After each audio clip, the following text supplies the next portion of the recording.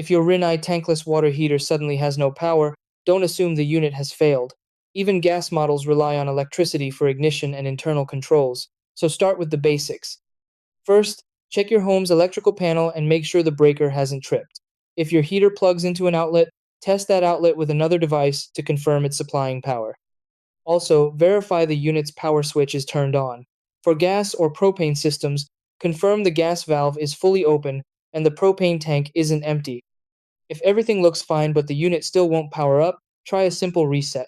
Turn off power to the heater, wait about 10 to 15 seconds, then restore power.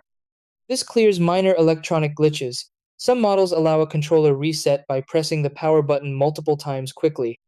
In more stubborn cases, a deeper reset through the control board may be required, but only attempt that if you're comfortable and following the manufacturer's instructions.